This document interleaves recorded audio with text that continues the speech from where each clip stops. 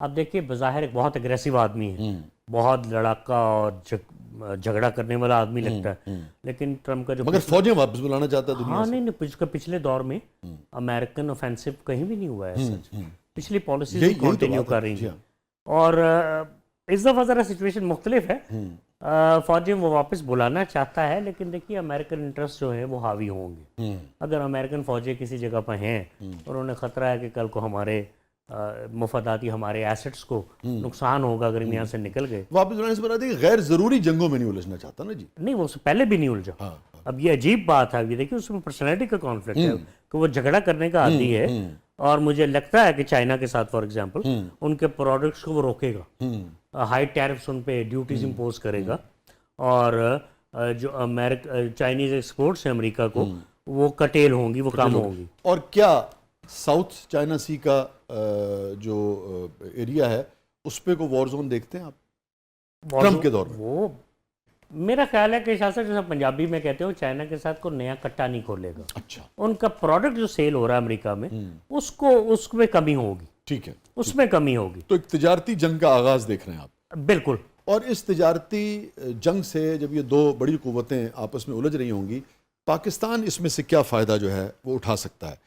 کیونکہ پاکستان بہرحال ایک ایسی راہداری ہے جہاں سے چائنا اگر یہ ہمارا جو سی پیک والا جو روٹ ہے اور پھر گوادر کے ذریعے اپنا مال آگے بیچنا چاہتا ہے، تو کیا پاکستان کو اس کے فوائد ہوں گے، یا وہ پاکستان پہ دباؤ ڈالے گا کہ چائنا کو جو کرٹیل کرنا ہے اس میں پاکستان امریکہ کا ساتھ دے؟ دیکھیے اتنی باریک بینی سے وہ پالیسیز کو نہیں بدلے گا. امریکن پالیسیز یہ ہیں کہ وہ سی پیک کو روکنا چاہتے ہیں. وہ بلوچستان میں امن نہیں چاہتے، اور وہ نہیں چاہتے کہ دنیا کی سب سے بڑی ڈیپ واٹر پورٹ جو ہے گوادر وہ gateway to Central Asia بنے یا اس سے چائنا کو فائدہ ہو. وہ دباؤ تو برقرار رہے گا. ٹھیک ہے. میں یہ تو کہہ رہا ہوں کہ اگر ساؤتھ چائنا سی میں کچھ ہوتا ہے تو پھر چائنا تو اور شدت سے چاہے گا کہ یہ والا راستہ جلد سے جلد کھلے. چائنا نے تو اس سے تو پاکستان کو فائدہ ہوگا. چائنا نے تو 30-35 ارب ڈالر لگا دیے، آلریڈی لگا دیے نا جی. 30-35 ارب ڈالر اور لگانے کو تیار ہے. لیکن ہمارے کچھ حالات ایسے ہیں کہ وہ معاملات تیزی سے آگے بڑھ ہی نہیں رہا. کوئی جہاز لنگر انداز ہو ہی نہیں رہے، کوئی ٹریڈ شروع ہو ہی نہیں رہا. ہمارے ہاں تو آگے ہی فرسٹریشن ہے، اور چائنا کے ساتھ سرد مہری ہے کئی جگہوں کے اوپر. اس کو مکمل کرنا چاہتے ہیں. ਤੁਸੀਂ ਕਿੱਥੇ ਰਹਿੰਦੇ ਹੋ ਜੀ? میں لاہور ہی رہنا ڈیفینس. ਡਿਫੈਂਸ. ਜੇ ਮੈਂ ਉੱਥੇ ਪਲਾਜ਼ਾ ਬਣਾਉਣਾ ਉੱਥੇ ਮੁਸ਼ਕਿਲ ਬੇਟਾ.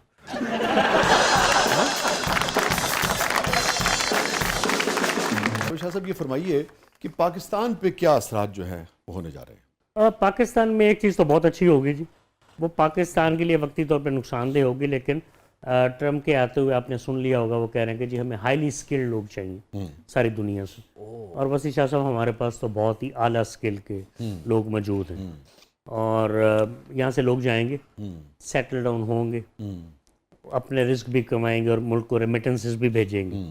یہ تو ایک کام ہوگا. ہاں کچھ لوگ اسے کہیں گے برین ڈرین ہو گئی یہاں سے، وہ تو ہو رہی ہے. اسکل ہمارے ہاں بہت ناپید ہے، ایسا فینومین ہے. اس کے علاوہ پاکستان کو کوئی فائدہ ہوتا ہے مجھے نظر نہیں آتا، کیونکہ دیکھیے 32-33 ارب ڈالر کی آپ کی ٹوٹل ایکسپورٹ، وہ میرٹ پہ ایکسپورٹ ایسی چیز ہے جو میرٹ پہ گھس جایا کرتی ہے. یہ جی ایس پی تو ایک ڈرامہ ہے پریفریشنل ٹریٹمنٹ کا. اگر آپ پرائس پہ کمپیٹ کر رہے ہو، کوالٹی پہ کر رہے ہو، آپ گھس جاتے ہیں.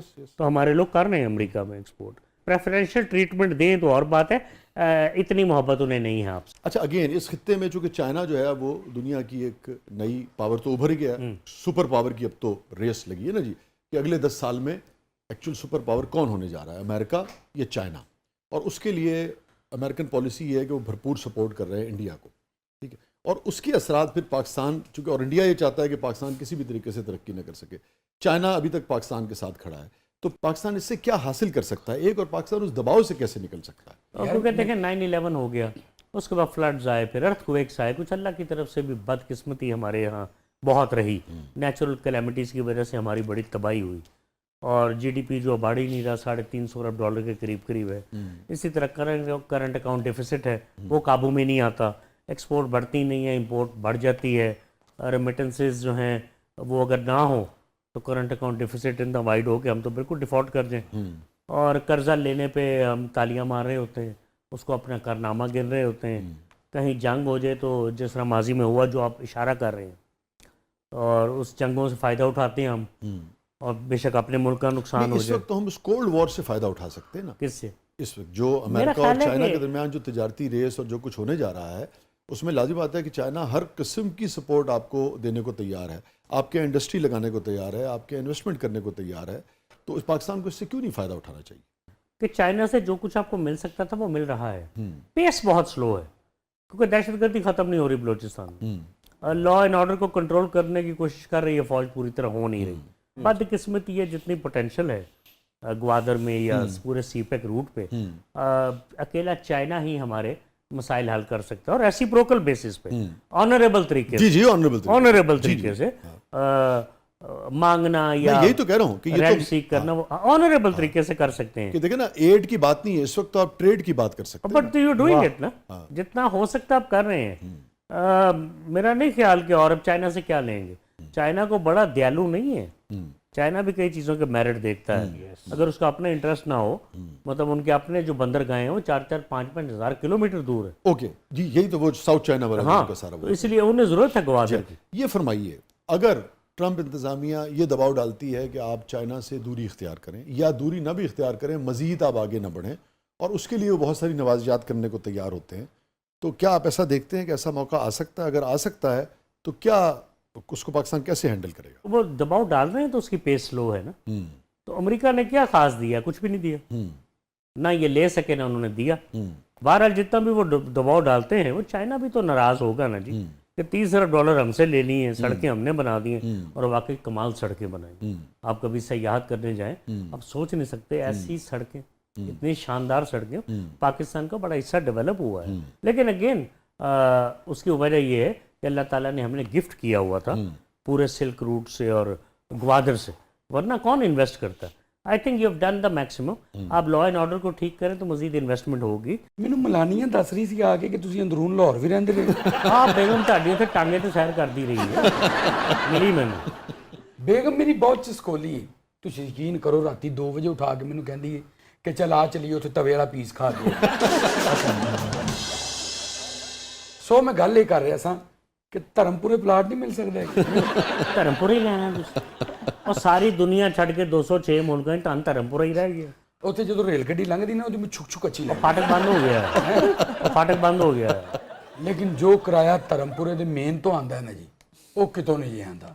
ਤੁਹਾਨੂੰ ਪਤਾ ਬੁਢਾਪਾ ਹੋ ਗਿਆ, ਮੈਂ ਕਹਿੰਦਾ ਕਿਰਾਇਆ ਕਰੂਆ ਆਉਂਦਾ ਰਹੇ, ਮੇਰੇ ਬੱਚੇ ਪਿੱਛੋਂ ਸੁਖੀ ਰਹਿਣ. ਪਰ ਟਰੰਪ ਨੂੰ ਬੁਲਾਇਆ ਜੀ, ਬਸ਼ੀਰ ਠੇਕੇਦਾਰ ਆਇਆ ਹੋਇਆ.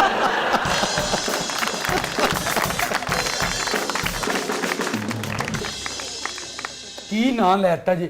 ਬਸ਼ੀਰ ਠੇਕੇਦਾਰ ਦਾ ਨੰਬਰ ਹੈ ਜੀ ਅੰਦਰ ਹੋਇਆ ਹੋਇਆ ਅੱਜ. ਉਹ ਤੁਸੀਂ ਉਹਦਾ ਨੰਬਰ ਤੇ ਦਿਓ ਨਾ, ਮੈਂ ਪੈਂਟਾਗਨ ਨੂੰ ਕਹਿ ਕੇ ਉਹਨੂੰ ਛੁਡਵਾ ਲਾਂਗਾ, ਟੈਨਸ਼ਨ ਨਾ ਲਵੋ. ਉਹ ਬਸ਼ੀਰ ਨੂੰ ਬਾਹਰ ਕਢਾਣਾ, ਕੋਈ ਹੋਰ ਬੰਦਾ ਵੀ ਤੁਹਾਡਾ ਇੰਤਜ਼ਾਰ ਕਰ ਰਿਹਾ, ਉਹਨੂੰ ਬਾਹਰ ਕਢਾ ਦਿਓ. ਮੇਰੀ ਗੱਲ ਸੁਣੋ, ਡਰ ਗਿਆ, ਪਤਾ ਅੱਲਾ ਦੀ ਕਸਮ ਡਰ ਗਿਆ. ਕਰੈਕਟਰ ਨੂੰ ਛੱਡੋ, ਪਰ ਉਹ ਡਰ ਗਿਆ ਇਸ ਗੱਲ ਤੋਂ.